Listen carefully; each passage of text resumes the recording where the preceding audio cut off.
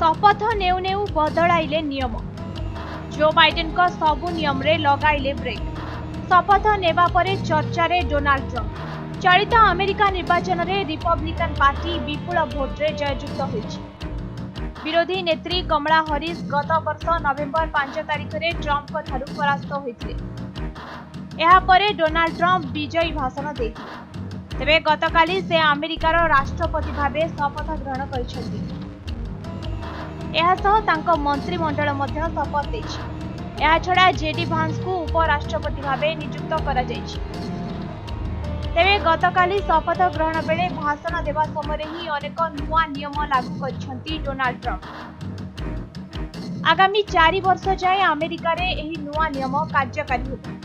पूर्वतन राष्ट्रपति Joe Biden को समस्त नियम को बदलाइछंति से। सूचना योग्य जे विताड़ित होइतिबा समस्त मिलिटारी अफिसर को पुनः नियुक्ति प्रदान करिसेंति।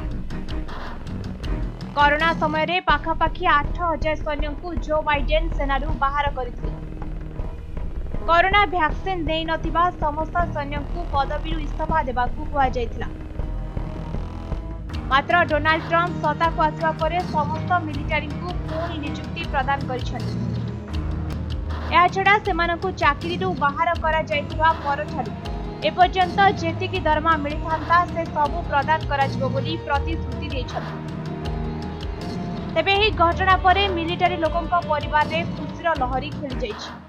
जनक परे जणे सेना अधिकारी अमेरिकीय सैन्य बाहिनी को पुणी फेरिबे बोली कहिसंति।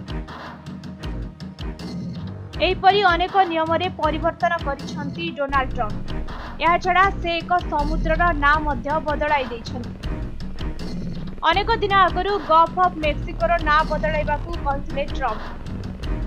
भाषण समय गल्फ ऑफ मेक्सिको को आज ठारू गल्फ ऑफ अमेरिका बोली कहिसंति। तेबे एहा केवल अमेरिकावासी पाई ही अटे, कारण एबे भी मानचित्र रे एही स्थान गल्फ ऑफ मेक्सिको नाम रे परिचित अछि। तेबे हुए तो आगकू एहा ऑफिशियली परिवर्तन करिवे बोली आशंका करा जाउछि।